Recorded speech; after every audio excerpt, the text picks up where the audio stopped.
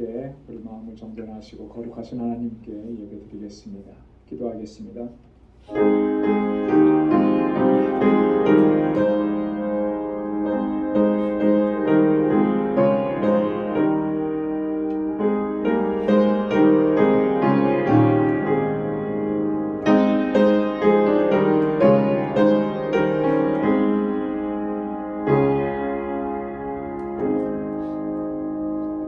여호와는 나의 산업과 나의 잔의 소득이시니 나의 분깃을 지키시나이다.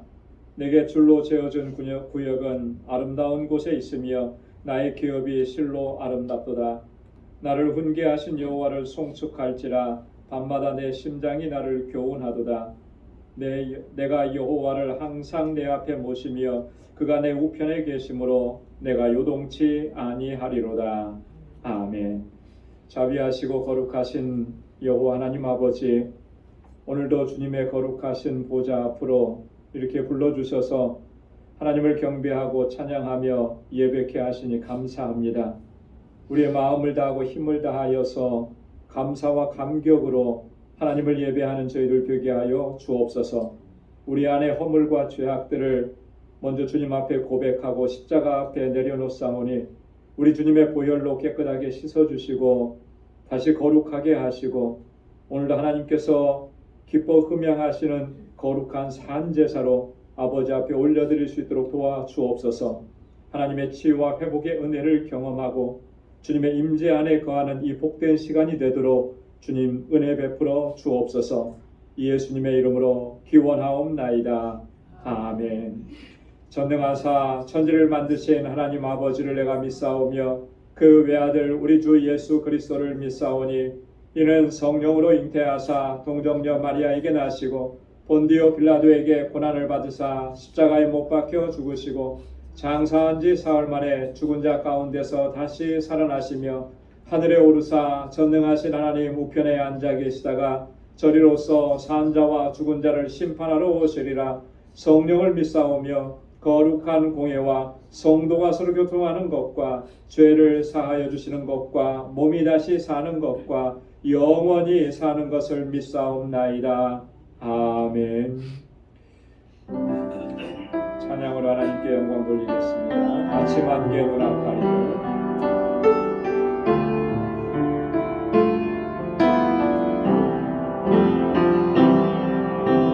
아침 안개 눈앞가리들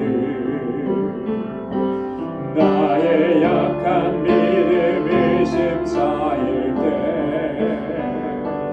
부드럽게 다가온 주의 음성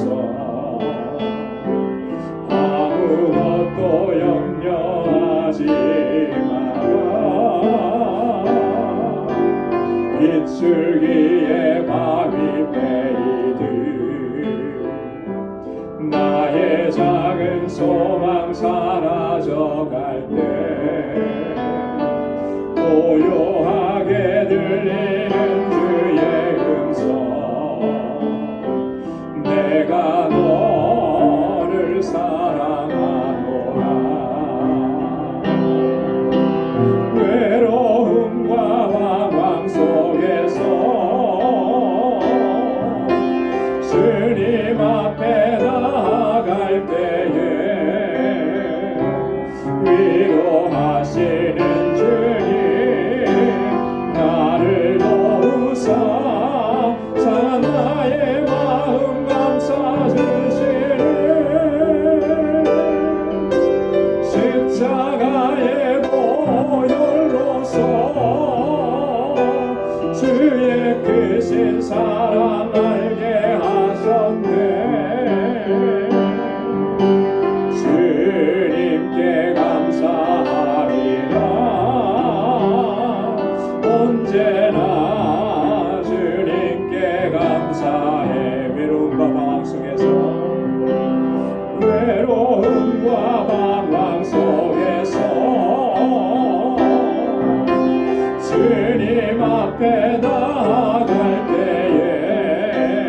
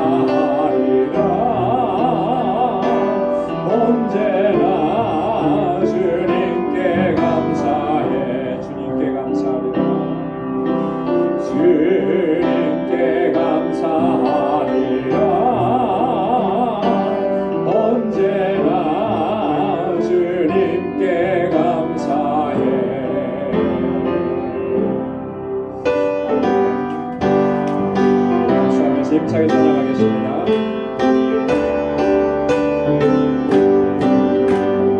슬픈 마음 있는 사람 예수 이름 믿으며 영원토록 변함없는 기쁜 마음 오늘이 슬픈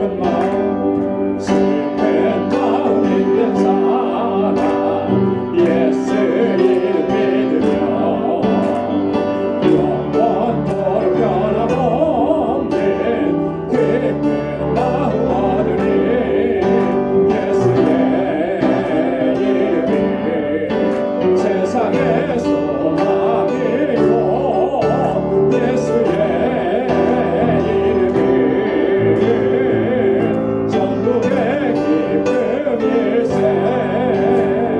거룩하신 주의 이름 너의 방패 삼아라 환난 시험 당할 때에 주께 기도드려라 예수의 이름이 세상의 소망이고 예수의 이름이 전국의 기쁨일세 존귀하신 그의 이름 우리 기쁨대로라 주의 품에 안길 때에 기뻐 찬송 부르네 예수의 이름이 세상의 소망이고 예수의 이름이 전국의 기쁨일세 우리 갈 길 다가는 보좌 앞에 나가 왕께 경배하며 멸류관을 내리니 예수의 이름이 세상의 소망이요 예수의 이름이 전국의 기쁨일세 예수의 이름이 세상의 소망이요 예수의 이름이 전국의 기쁨일세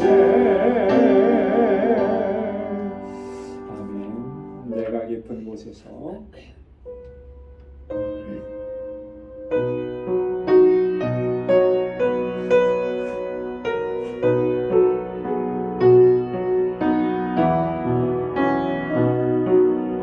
내가 깊은 곳에서 주께 불러하리니 주여 나의 간구를 들어주신 바라고 보좌 앞에 나가리 은혜 내려주소서 주가 죄를 살피며 내가 능히 서리요 오직 주만 모든 죄 용서하여 주시니 주님 앞에 떨려서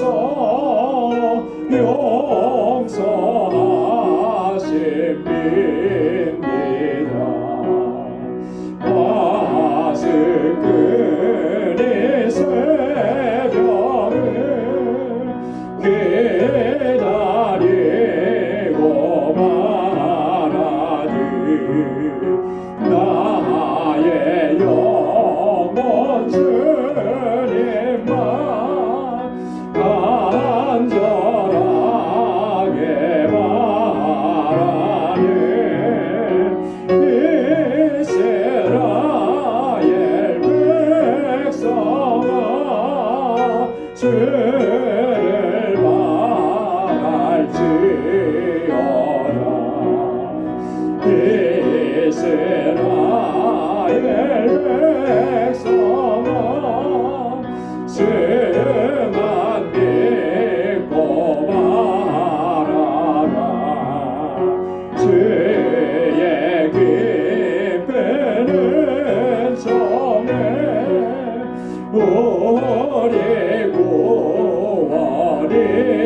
있으니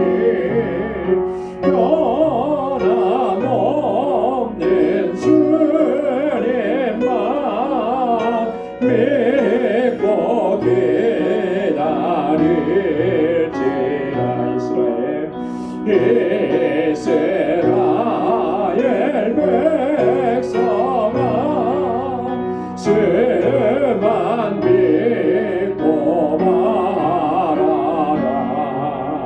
주의 깊은 은총에 우리 구원이 있으니 변함없는 주님만 믿고 기다릴지라. 아멘. 변함없으신 우리 주님 믿고 기다리며 이 시간 주님 앞에 우리의 소원을 간구하겠습니다. 통성으로 함께 기도할 때 우리 교회를 위해서, 우리 교회에 주신 사명을 위해서, 이 재단에 세워주신 하나님의 신실한 주의 일꾼들을 위해서 우리 교회가 정말 성령 충만한 교회가 되고 우리 각자가 성령으로 충만케 하여 주옵소서. 하나님 찾으시는 참된 예배자로 살고 이 세상을 향해서 나아가서는 복에 근원된 삶을 살게 하여 주옵소서. 우리 주일학교와 유스그룹과 EM 그리고 우리 교사들과 전도사님 위해서 함께 기도해 주시고 우리 선교사님들을 위해서 또 사역지를 위해서 우리 알라메다 방주교회와 우리 모든 사역자들을 위해서 우리 단기 선교 이제 준비합니다. 단기 선교 위해서 함께 기도해 주시고 우리 교우들을 위해서 특별히 환우들을 위해서 우리 연로하신 어르신들을 위해서 그 시간 가지고 나온 우리의 간절한 개인적인 기도의 제목 이 시간 다 같이 통성으로 하나님께 아뢰겠습니다. 거룩하신 아버지 하나님 참 감사합니다. 아버지 하나님 저희들을 사랑하시고 하나님의 크신 은혜 가운데 저희들을 지켜 보호해 주시고 믿음으로 살게 하시고 우리의 연약함을 불쌍히 여기시사 주님의 능력과 하나님의 강하심으로 붙들어 주시고 주의 성령으로 날마다 충만하게 하시니 감사합니다. 오 하나님 아버지 하나님의 자녀로 살아감이 얼마나 복되고 감사한 일인지를 늘 기억하게 하시고 아버지 하나님 기쁨으로 주님을 찬양하고 하나님의 뜻을 이루어가는 아버지 하나님의 참된 예배자로 저희들 살아갈 수 있도록 도와주옵소서. 주의 성령으로 충만하게 하옵소서. 우리의 믿음을 더욱 견고하게 하소서. 하나님 흔들리지 않게 하시고 낙심하지 않게 하시고 시험에 들지 않게 하시고 아버지 넘어져도 다시 일어나게 하시고 아버지 하나님 주의 주시는 아버지 하나님 믿음 안에서 승리의 삶을 살아가도록 인도해 주옵소서. 우리 방주교회를 세워주시고 여기까지 인도하신 하나님 감사합니다. 아버지 하나님 이 재단이 정말 아버지 하나님 복된 재단이 되게 하시며 하나님께서 뜻하신 일들을 온전히 이루어갈 수 있도록 아버지 하나님께서 역사하여 주옵소서. 우리 믿음의 공동체 더욱 든든하게 세워주시고 아버지 하나님 세워주신 귀한 주의 종들에게 능력과 권능을 덧입혀 주옵시고 항상 깨어서 기도하고 주의 말씀 의지하고 믿음으로 행하시도록 도와주시고 그 수고와 헌신을 통하여서 하나님 이 재단이 주의 권속들이 아름답게 세워져 가도록 은혜 더하여 주옵소서. 우리 주일학교와 유수님과 EM을 하나님 기억해 주시고 아버지 하나님 저들이 정말 말씀 안에서 아름답게 성장하고 이 세대에 하나님의 귀한 일꾼들로 자라가게 하소서. 이 아버지 하나님께서 주신 아버지 귀한 일들을 잘 감당하는 믿음의 일꾼들이 다 되도록 도와주시고 저들이 어디에 있든지 무엇을 하든지 하나님의 영광을 높이 드러내는 하나님의 귀한 백성들이 다 되게 하여 주옵소서. 눈동자와 같이 저들을 지켜주시고 아버지 하나님 믿음으로 행하는 종들이 주의 자녀들이 되게 하옵시고 하나님 저희에게 지혜와 명철을 허락해 주시고 특별히 하나님의 뜻을 분별할 수 있는 아버지 영적 지혜를 더하여 주옵소서. 저희를 위해서 애쓰고 수고하는 우리 교사들 또 우리 전도사님 아버지께서 능력의 장중에 붙들어 주옵소서. 오 하나님 아버지 하나님 우리 선교사님들 강건하게 붙잡아 주시고 아버지 그 사역者위에 하나님의 놀라우신 기름 부음의 역사를 허락해 주셔서 아버지 하나님 그 죽음의 땅 동토의 땅이 아버지 생명으로 변화되는 역사가 있게 하시고 우리 선교사님들과 가족 아버지 늘 강건하게 붙잡아 주셔서 부족함이 없게 하시고 그 필요한 모든 것들을 채워 주옵소서. 우리 알라메다 방주교회 하나님 주님 세우셨습니다. 아버지 하나님 구원의 방주로 우뚝 서게 하옵시고 아버지 하나님 우리 모든 사역자들에게 능력과 권능을 덧입혀 주옵소서. 날로 부흥하게 하시고 아름답게 성장하게 하셔서 그 지역의 영혼들을 주님께로 인도하는 이 귀한 사명 잘 감당하게 하여 주옵소서. 우리 단기 선교를 준비합니다. 하나님 은혜를 더하여 주셔서 우리 모든 성도들이 마음과 뜻을 같이 할 수 있도록 은혜 더하여 주시옵소서. 우리 사랑하는 권속들을 기억하여 주시고 아버지 하나님 연약함 가운데 부러지는 주님의 자녀들에게 하나님의 치유의 은혜를 허락하여 주옵소서. 우리 사랑하는 성도들의 가정을 주의 평강으로 덧입혀 주시고 우리 자녀선들이 아버지 믿음 안에서 아름답게 잘 성장하도록 도와주시고 아버지 하나님 저희에게 허락해 주신 믿음의 기업들을 든든하게 지켜주셔서 하나님께 영광 돌리는 기업들이 다 되게 하여 주옵시고 아버지 하나님 저희가 하는 일마다 하나님 주님께서 복을 주셔서 복되고 형통한 삶이 되도록 도와주옵소서. 오늘도 주님께 나와 간절하게 간구하는 우리의 마음의 소원과 기도의 제목들에 하나님의 선하신 응답을 허락해 주시고 오늘도 주의 말씀으로 우리를 새롭게 하여 주옵소서. 모든 감사와 찬양과 영광 아버지 앞에 올려드립니다. 예수님의 이름으로 간절히 기도드리옵나이다. 아멘. 아멘. 할렐루야. 하나님께서 선하신 응답 허락해 주실 줄로 믿습니다. 오늘 묵상할 하나님의 말씀입니다. 갈라디아서 제4장 12절에서 20절까지 말씀입니다. 갈라디아서 제4장 12절에서 20절.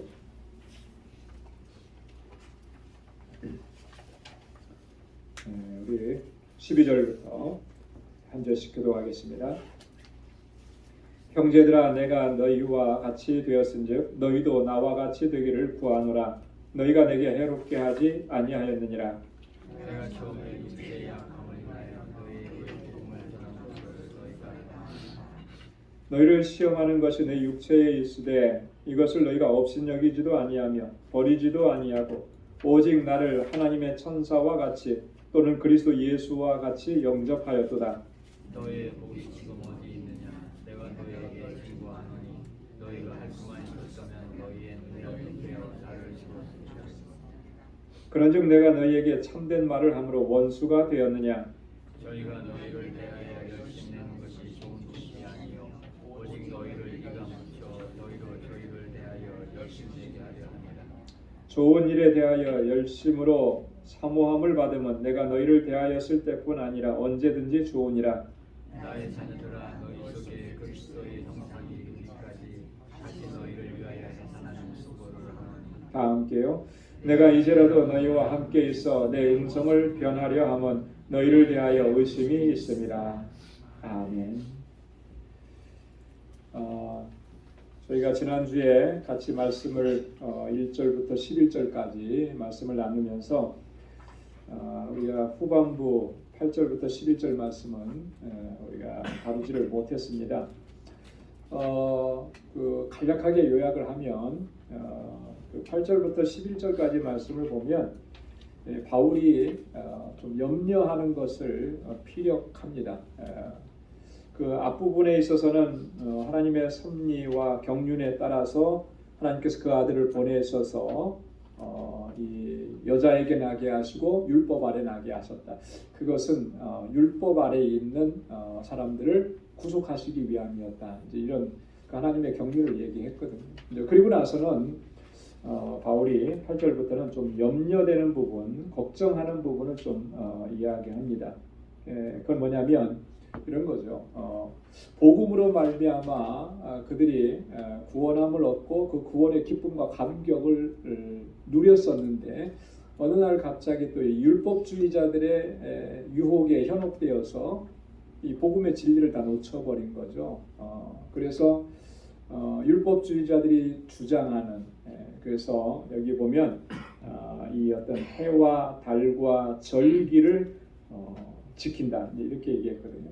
이게 이제 과거에 그 구약 시대 때 유대인들이 지켰던 그런 절기들인 거예요. 여기서 보면 날이라고 하는 것은 그런 의미를 가지고 있습니다. 이 안식일이라든지 뭐 예를 들어서 뭐 금식하는 날이라든지 이렇게 특별하게 정한 날들이 있거든요.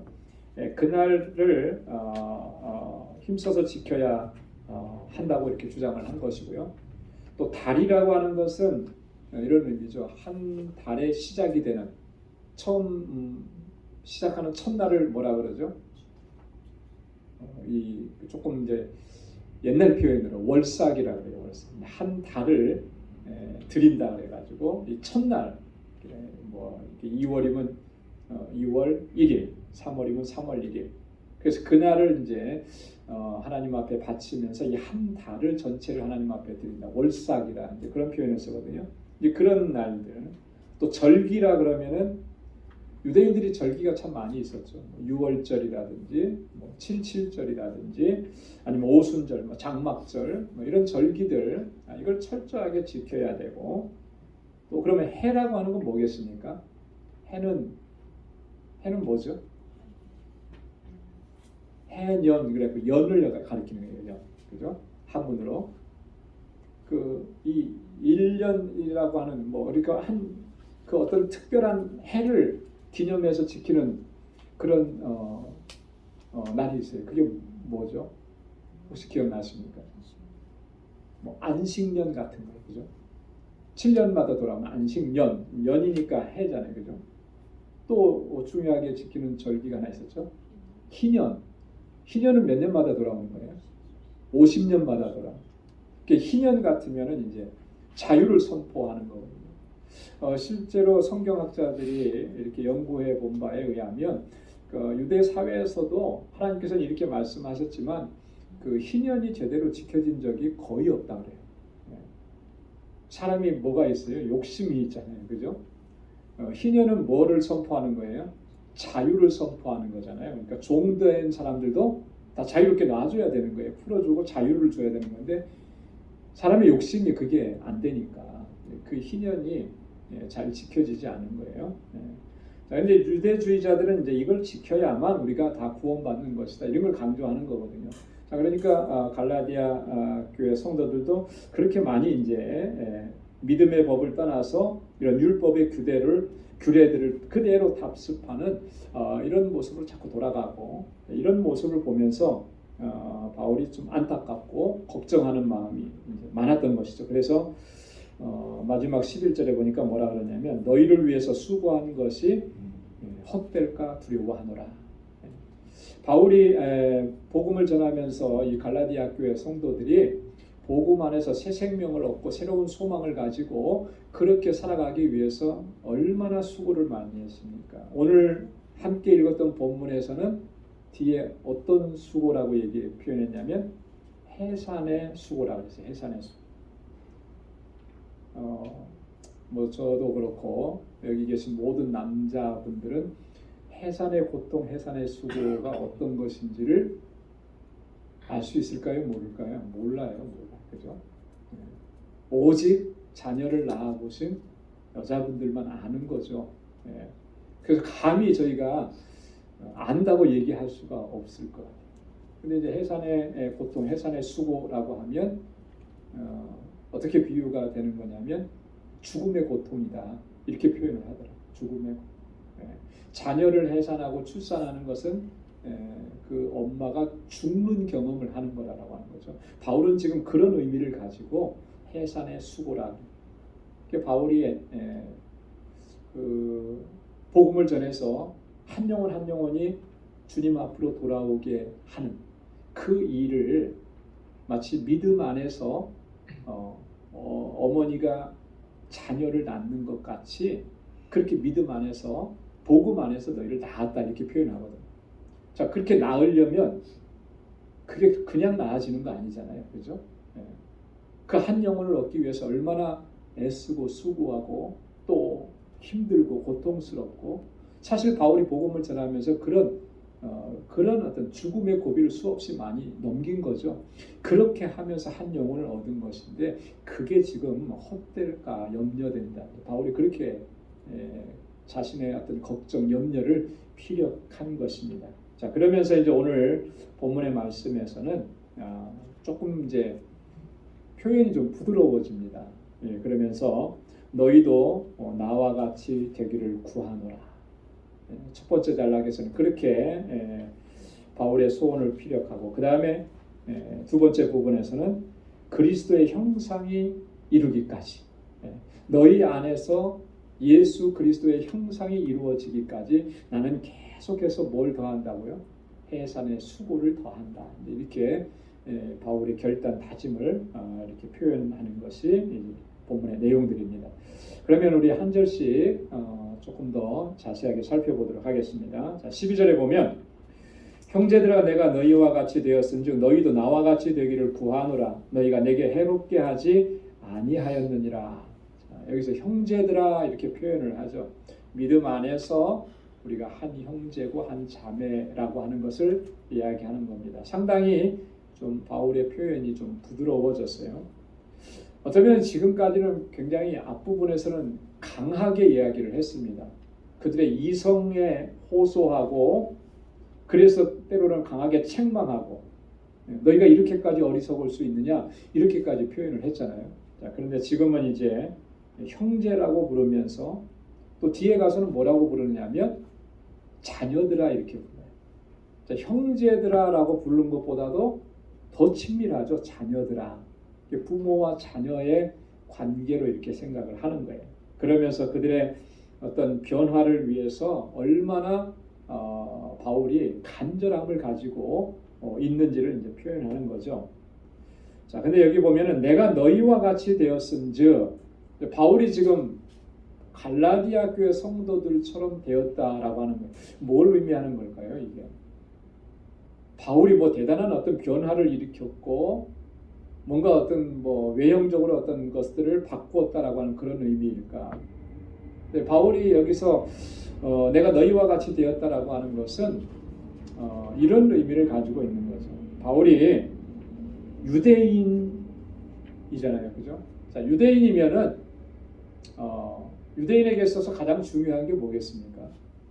율법인 거예요, 그죠? 네. 또 육체의 할례를 갖고 있는 것. 그러니까 이제 그런 율법주의 안에 있는 것을 얘기하는 거예요. 근데 바울이 복음의 진리를 위해서 그런 율법주의에서 떠났다라고 하는 거죠. 그죠?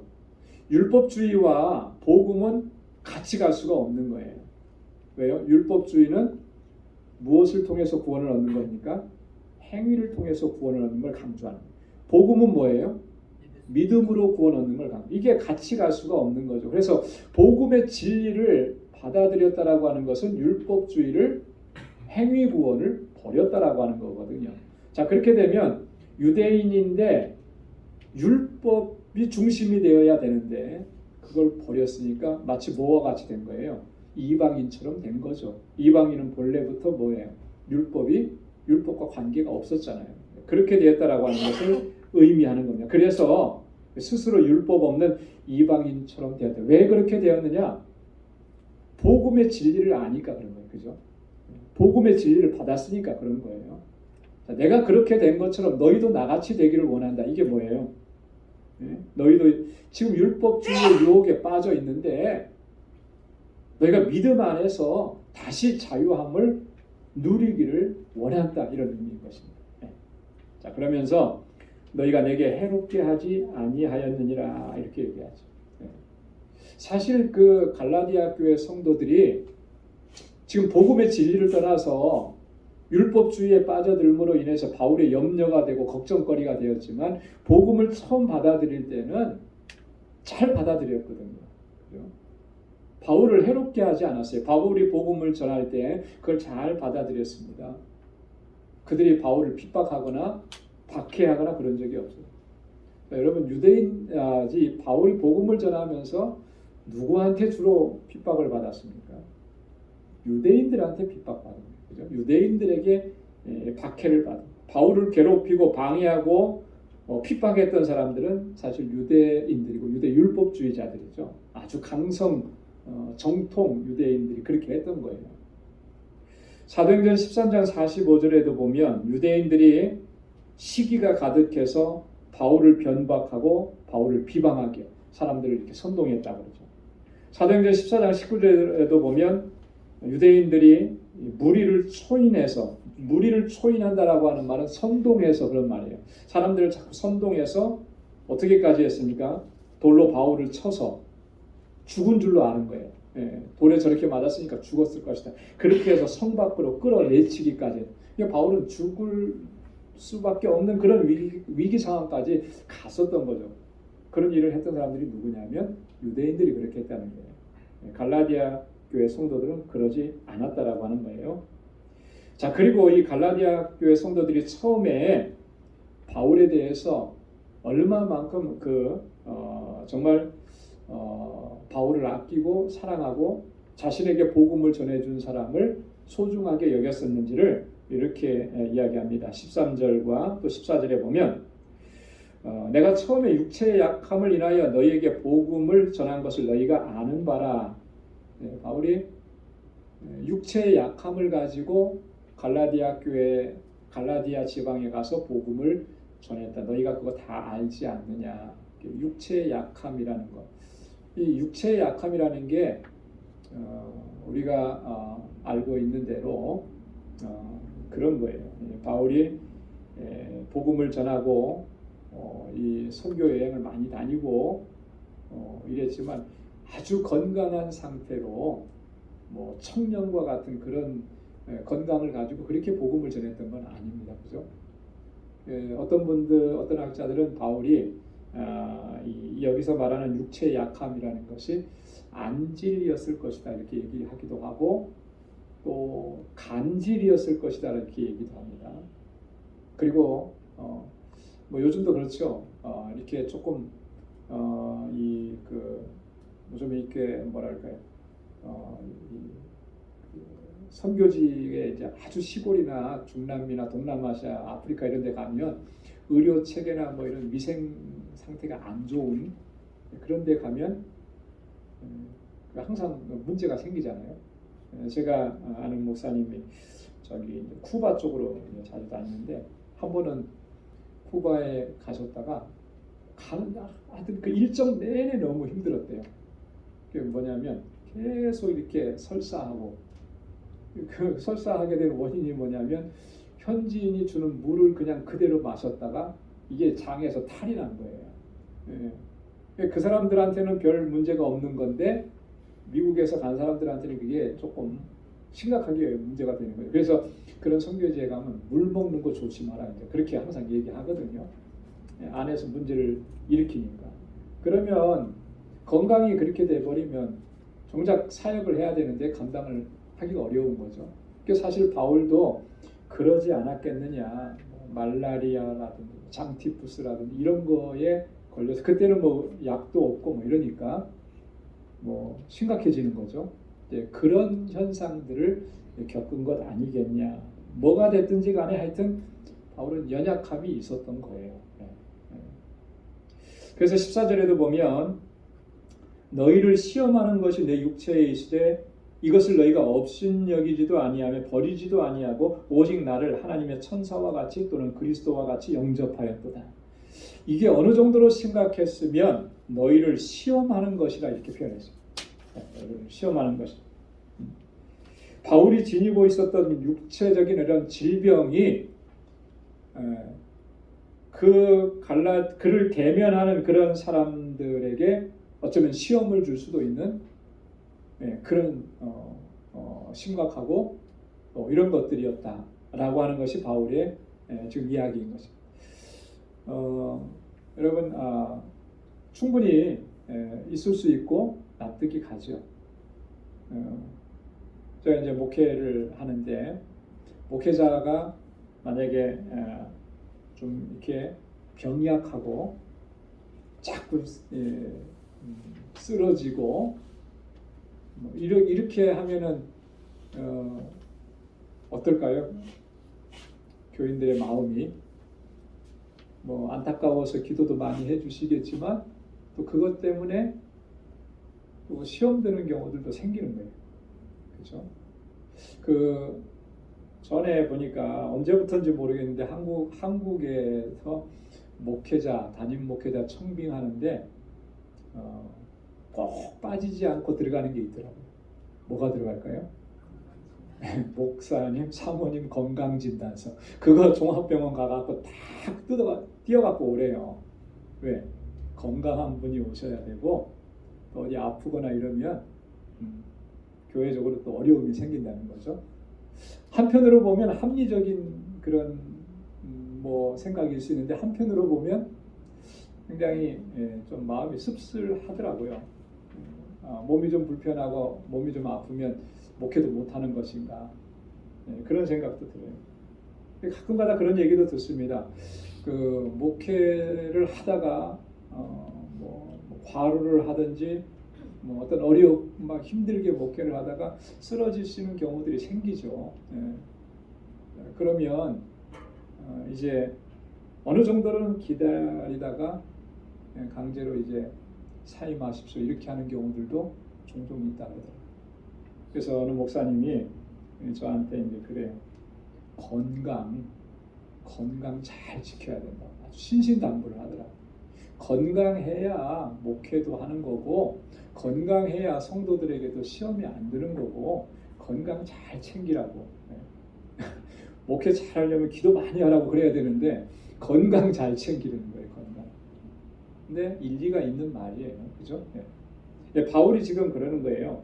바울이 가지고 있는 것은 충분히 그런 시험을 줄 만한 그런 것이 되었지만 자 갈라디아 교회 성도들이 어떻게 했다는 겁니까?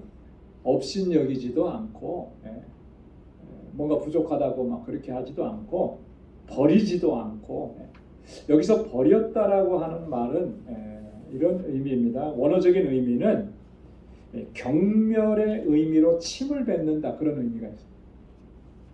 옛날에 그런 모습들이 종종 있었던 것 같아요. 저도 시골에서 자라고 그랬는데 좀 육신적으로 막 이렇게 어떤 정신적으로 질병을 갖고 있는 그런 사람들을 만나게 되면 그죠? 경멸의 표시로 침을 뱉거나 막 이런 일들이 있었잖아요. 그죠? 그래서 그런지는 몰라도 성경에도 보면 환우들에 대해서 사람들이 굉장히 터부시 여기고 멀리하고 문둥병자들은 스스로가 어떻게 외쳐야 됩니까? 제가 이게 주간 성경 공부 문제도 됐었는데 문둥병자들은 내가 문둥병자라는 걸 알려야 돼요. 그래서 뭐라고 외친다고요? 부정하다라고 외쳐야 되는 거예요. 그래서 사람들이 가까이 오지 못하도록 완전히 격리시키는 거죠. 이런 것들이 다 어디서부터 나오냐면 그런 환자들, 그런 질병을 가지고 있는 사람들을 경멸하고 무시하는 그런 관습과 태도 때문에 그런 게 나온 거거든요. 그런 의미인 거예요. 버리지 않았다라고 하는 말, 버렸다라고 하는 말은 그런 의미를 담고 있는 건데 바울이 지금 육신적인 연약함이 있고 질병이 있어도 너희들이 나를 그렇게 대하지 않았다. 나 업신여기지도 않고 나를 무시하거나 경멸하지도 않고 오히려 어떻게 했다는 겁니까? 하나님의 천사와 같이 하나님께서 보내신 천사다 이렇게 생각을 했다는 거죠. 아니면 예수 그리스도와 같이 나를 영접해 줬다라. 여러분 이 장면을 이렇게 생각해 보면 뭐가 하나 연상이 되냐면 이 갈라디아 교회 성도들이 바울을 통해서 예수 그리스도의 복음을 받아들이고 예수 그리스도를 믿고 그 믿음으로 말미암아 그 안에 기쁨과 감격이 얼마나 충만했었는지를 알 수가 있죠. 그죠? 정말 우리가 그 은혜 받고 도전 받고 충만하게 막 기뻐지면 마치 그 복음을 전해주고 은혜를 끼쳐준 그분이 천사 같아요. 그죠? 안 그러신가 봐요. 저만 그런가? 그렇잖아요. 나한테 가장 좋은 걸 줬는데 그래서 어떤 분은 그래요. 나에게 복음을 전해주고 나를 예수 믿게 하신 그분은 생명의 은인이다. 그 사람이 나를 예수 믿게 했으니까. 뭐라도 막 이렇게 감사하고 고맙고 뭐라도 해주고 싶고 그렇게 하는 바울이 지금 바울에 대해서 갈라디아 교회 성도들이 그랬다는 거예요. 바울도 복음을 전하면서 항상 괴롭고 항상 핍박과 박해를 받고 그러지만은 않았어요. 때때로는 굉장히 감격스러운 감동적인 순간들도 많이 경험을 했습니다. 그 중에 하나가 사도행전 28장 9절 10절에 보면 이때는 언제냐면요. 바울이 로마로 호송되어 가던 때입니다. 그죠? 배를 타고 가다가 배가 유라굴로라고 하는 광풍을 만나게 되죠. 그래서 2주 동안을 그냥 막 죽느냐 사느냐 그랬었어요. 그러다가 멜리데라고 하는 한 섬에 내리게 됩니다. 그 섬에서 겨울을 지나면서 3개월 정도 지나게 되는데 거기서 바울이 복음을 전하고 특별히 그 섬의 추장이었던 보블리오라고 하는 사람, 그 사람의 아버지가 열병, 이질에 걸렸었는데 고쳐줘요. 그리고 그러니까 이제 많은 사람들이 와서 고침을 받죠. 놀라운 체험들을 하게 된 거예요. 그리고 나서 이제 바울과 일행이 떠날 때 그 사람들이 어떻게 하냐면 사도행전 28장 9절 10절에 보니까 후한 예로 우리를 대접하고 떠날 때에 우리의 쓸 것을 배에 올렸더라. 복음을 듣고 병고침을 받고 은혜를 입고 하니까 그게 고마운 거예요. 그게 감사한 거예요. 그래서 정말 최대한의 예의를 다 갖추어서 대접하고 떠나보낼 때 필요한 것들을 다 채워줘. 그러니까 그런 정말 이 감동스럽고 감격스러운 그런 일들도 경험을 한 거예요. 지금 갈라디아 교회 성도들이 그랬다라고 하는 것이죠. 자, 그랬었는데 15절에 보면 너희 복이 지금 어디 있느냐? 그렇게 기뻐했고 그렇게 복음으로 말미암아 하나님의 주신 복을 누렸었는데 그게 지금 다 어디로 갔느냐라고 하는 거예요. 그거 다 잃어버렸지 않느냐? 뭐 때문에 잃어버렸느냐? 내가 너희에게 증거하노니 너희가 할 수만 있었다면 너희 눈이라도 빼어 나를 주었으리라. 자기들 눈이라도 빼어서 줄 수 있을 만큼 그런 마음을 가졌었는데 그게 다 어디로 갔느냐라고 하는 거죠. 그래서 바울이 지금 이 말을 하면서 여러분들은 다시 복음으로 말미암는 그 복과 기쁨을 회복해야 합니다 라고 하는 것을 지금 그 마음을 담아서 이야기를 하는 거예요. 16절에 그런즉 내가 너희에게 참된 말을 함으로 원수가 되었느냐. 뼈 있는 한마디 하죠. 그죠? 참된 말이라고 하는 게 뭘까요? 이 참된 말이라고 하는 것은 복음의 진리를 말하는 거죠. 바울이 전한 복음의 진리. 그리고 지금 그 복음으로 말씀으로 바울이 권면하고 있는 모든 권면들이에요. 자, 내가 이렇게 말을 했는데 오히려 그렇게 말한 것이 너희가 원수가 되었단 말이냐? 뭐 때문에 그렇게 된 거예요? 유대 율법주의자들이 그들을 현혹했고 그들이 그 율법주의에 마음을 빼앗겨 버렸고 흔들렸고 그래서 바울을 그렇게 생각하는 그런 상황까지 가버린 거죠. 바울은 지금 복음을 전했고 복음으로 그들을 권면했는데 그렇게 권면하는 것이 오히려 저들에게는 마치 원수가 된 것처럼 바울을 배척하고 배격하고 이런 일들이 일어나게 된 것을 바울이 안타깝게 여기는 것이죠. 여러분, 이 참된 말을 함으로 인해서 원수같이 되어버리는 경우들, 여러분 이런 일들이 좀 종종 발생하죠. 이 공동체 안에서도 그래서 항상 이렇게 권면하고 때로는 책망하고 이렇게 하는 일도 굉장히 꺼리는 거예요. 목회자인 저도 그런 부분들을 상당히 좀 조심하게 되고 꺼려지게. 왜요? 이게 정말 그 말로 권고하고 권면하고 때로는 강하게 얘기를 해야 되는데 그게 잘 받아들여지면은 참 감사한 일인데 이게 안 받아들여지면 어떻게 되는 거예요? 뭐 교회를 떠나든지, 그죠? 갈등 관계가 형성이 되든지 이런 일들이 종종 발생을 하는 거예요. 이게 그래서 참 쉽지 않은 일이다. 그렇지만 나에게 그런 말을 하는 사람이 혹 있다면 그 마음의 중심을 보는 게 중요하죠. 중심을 보는 게. 그게 나에게도 은혜가 되고 덕이 되고 유익이 되는 거예요.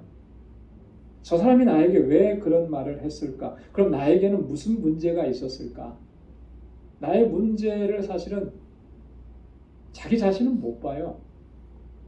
내가 뭐가 문제인지를 못 봐요. 항상 우리는 우리 속담처럼 팔은 안으로 굽기 때문에 내가 생각하고 내가 판단하고 내가 행동했던 것들은 거의 다 옳게 생각을 해요.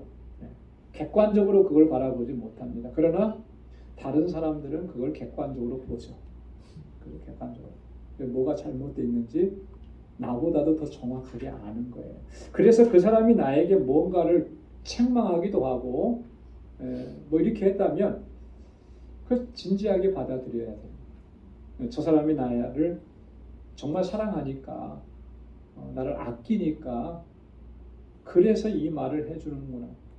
여러분 누군가의 잘못에 대해서 그걸 바로 잡아야 된다고 그걸 가르쳐주고 이야기하는 게 그게 쉬운 일이 아니라 그랬잖아요. 그죠? 그런데 그 말을 했어요. 그러면 그 마음의 중심을 우리가 볼 수 있어야 된다라고 하는 거죠. 잠언 27장 5절로 6절에 보면 이 솔로몬이 그런 얘기를 했습니다. 면책은 숨은 사랑보다 나으니라. 친구의 통책은 충성에서 말미암은 것이나 원수의 자주 입맞춤은 거짓에서 난 것이니라. 정말 너무나 정확한 것 같아요. 그죠? 저 사람이 나하고 친구인데 저 사람이 이 통책이라고 하는 말은 엄하게 꾸짖는 거거든요. 친구인데 나를 꾸짖어요. 친구인데 꾸짖을 정도면은 정말 사랑하니까 그런 거 아니겠어요? 그 대학 다닐 때 저는 아직도 그 친구가 고마운데 저보다 이제 그 친구는 삼수를 해갖고 저보다 2살이 더 많은데도 가깝게 지낸 친구였어요. 근데 이 친구가 어려서부터 교회 다니고 뭐 그랬는데 뭐 고등학교 때 방황하면서 이제 교회를 전혀 안 다니고. 근데 그래도 이제 마음속에는 자기는 하나님 믿는다 그래요. 근데 이제 하고 다니는 거는 막 이렇게 놀러 다니고 막 하고 그런데 혹여나 제가 이제 같이 어울려져서 그런 자기들 하는 행동하고 똑같이 따라서 하거나 그러면 저를 불러내요. 나는 그렇게 해도 되지만 너는 그렇게 하면 안 돼. 괜히 저를 따돌리는 것 같고, 같이 저도 놀고 싶고 같이 어울리고 싶은데 너는 안 된다는 거예요. 나중에 지나고 보니까 그게 고마웠던 거죠. 자기는 비록 그렇게 못했어도 너는 그러면 안 된다 이렇게 얘기를 해주는 거죠. 친구니까 그렇게 하는 거예요. 친구니까.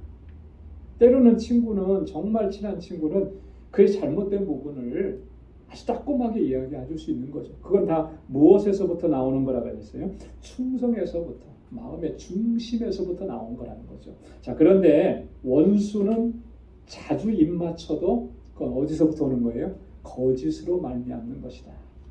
왜 그렇습니까? 그건 자주 입맞추는 것은 아부하고 아첨하는 거죠. 좋은 말만 이렇게 하는 거고, 너는 잘하고 있어, 뭐 이런 말로만 해가지고 아부하는 거예요. 진심이 아니거든요. 이걸 우리가 구별할 수 있어야 되는 것입니다. 그래서 때로는 우리가 참된 말을 하면서 또 이렇게 안타까운 일들도 생길 수 있지만 우리는 말하는 사람도 그렇고 또 받는 사람도 그렇고 그 중심을 볼 수 있는 그런 삶이 되어야 할 줄로 믿습니다. 자, 17절부터 20절까지는 바울이 아주 중요한 이야기를 하나 합니다. 이건 뭐냐면 전체적인 제목은 이제 그리스도의 형상이 이루기까지라 이렇게 했는데요. 자, 지금 이 갈라디아 교회 성도들이 유대 율법주의자들에게 현혹이 되었다 그랬는데 저들의 본심을 좀 바로 알아야 된다라고 하는 거예요. 자, 그래서 17절에 보면 저희가 너희를 대하여 열심내는 것이 좋은 뜻이 아니요 오직 너희를 이간 붙여 너희로 저희를 대하여 열심내게 하려 함이라. 자, 여기서 말하는 저희가라고 하는 말은 유대 율법주의자들입니다. 갈라디아 교회 성도들을 유혹했던 그들이 하는 모든 행동들은 좋은 뜻이 아니다라고요. 바울이 지금 유대 율법주의자들의 그들의 본질적인 의도를 잘 파악하고 있는 거죠. 겉으로 보이기에는 뭐 이렇게 잘 대해주는 것 같고 겉으로 보기에는 뭐 이렇게 나를 칭찬해주는 것 같고 뭐 그렇게 했는데 본 뜻이 그게 아니라는 거예요. 자, 저들은 뭐 한다 그랬습니까? 두 가지를 얘기하는데 너희를 이간 붙이는 것이다. 이간질하는 것이다. 왜 이간질하는 겁니까? 이간은 뭐죠? 이간은 갈라놓는 거잖아요. 자, 갈라디아 교회 성도들 가운데 들어와서 그 성도들을 갈라놓는 거예요. 뭐로 갈라놓습니까?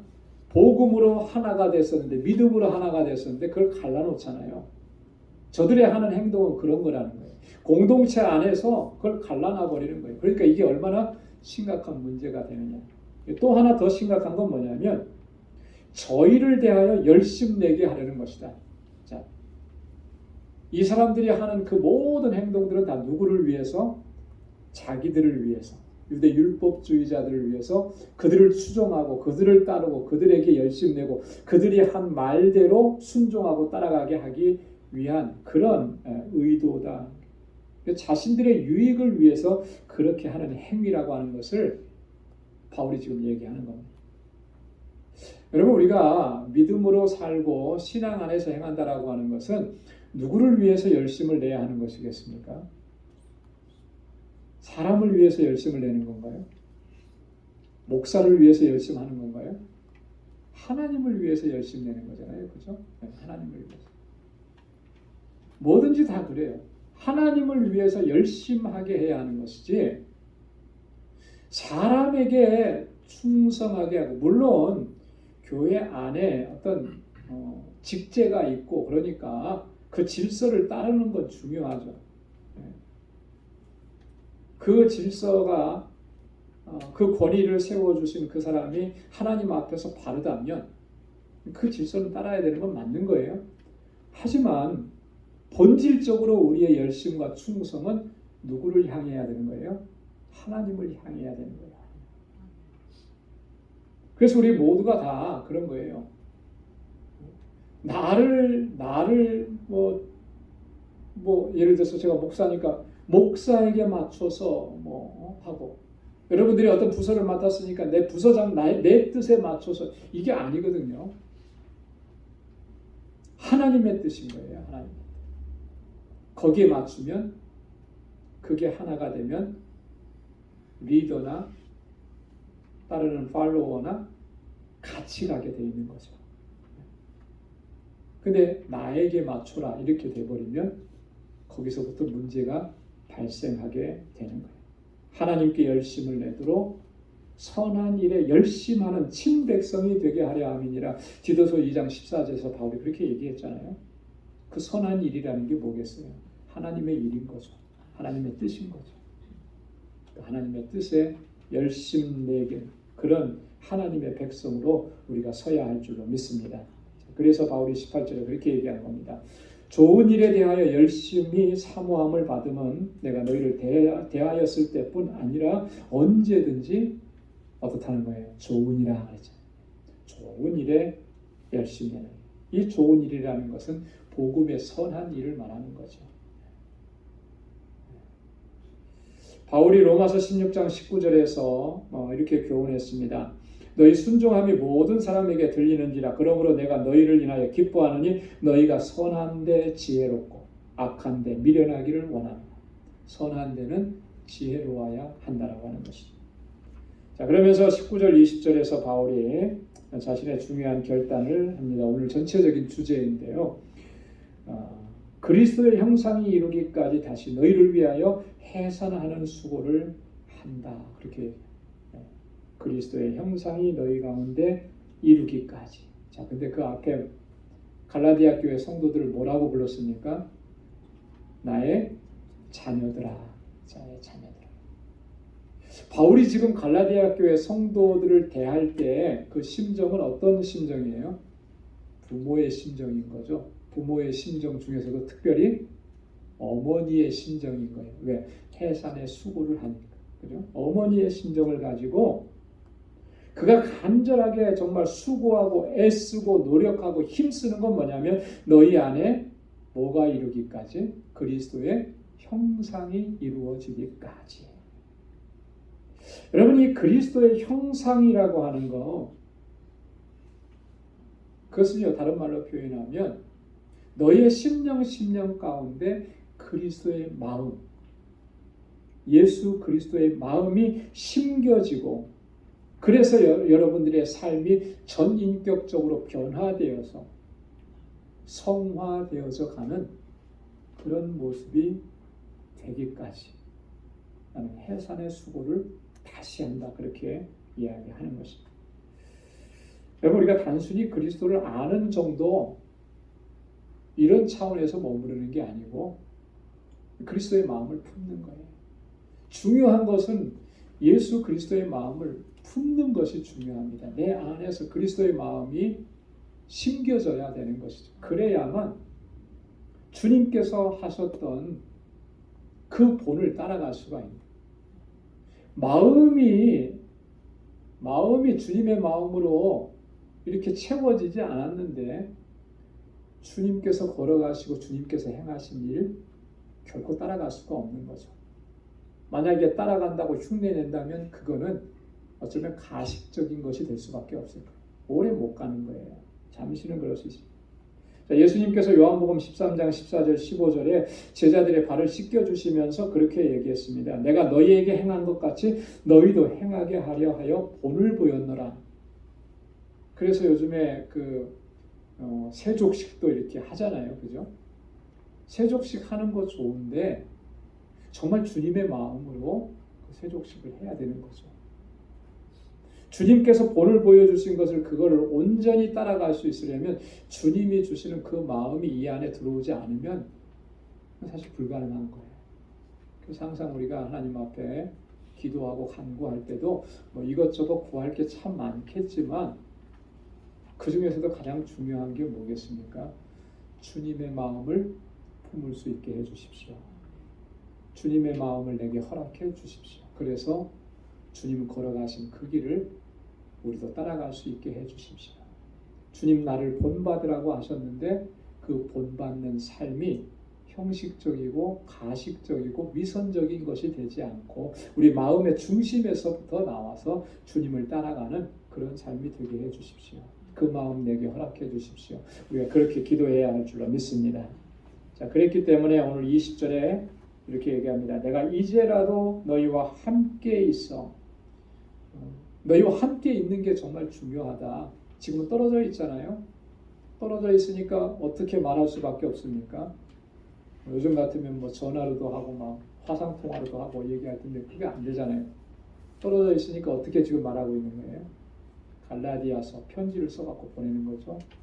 그렇게 할 수밖에 없는 게 너무나 답답한 거죠. 안타까운 거죠. 그래서 너희와 함께 있는 것, 내가 그거 내 소원이다라고 하는 거예요. 그래서 내 음성을 변하려 함은, 그래서 직접 대면해서 여러분들을 권고하고 권면하기를 내가 원한다. 왜냐하면 너희를 대하여 의심이 있기 때문이다. 의심이 있다라고 하는 말은 여러분들이 그렇게 복음 안에 믿음 안에 바로 서 있지 못하는 그런 모습을 보기 때문에 안타깝기 때문에 내가 가능하다면 할 수 있다면 여러분들에게 가서 함께 대면해서 그렇게 권고하고 권면하고 싶다. 이 마음을 피력하는 것입니다. 바울이 이 갈라디아 교회 성도들을 얼마나 마음에 품고 기도하고 사랑하고 그 마음을 가지고 그들을 권고하고 있는지를 우리가 잘 알 수 있죠. 그 한 영혼 한 영혼이 믿음 안에서 바로 서기 위해서 해산의 수고를 다시 하는 거예요. 여러분 다시 그거 하고 싶지 않잖아요. 내가 죽는 걸 경험하는데 그럼에도 불구하고 그렇게 하겠다라고 하는 거예요. 왜? 그 한 심령이 너무나 소중하고 귀하기 때문에. 여러분 이 바울의 심정을 우리도 우리 안에서 회복하고 그리고 하나님께서 주신 사명과 복음을 전하는 일과 또 맡겨주신 일들을 그렇게 온전히 감당해내는 저와 여러분들이 다 될 수 있기를 주님의 이름으로 축원합니다. 기도하겠습니다. 하나님 아버지 감사합니다.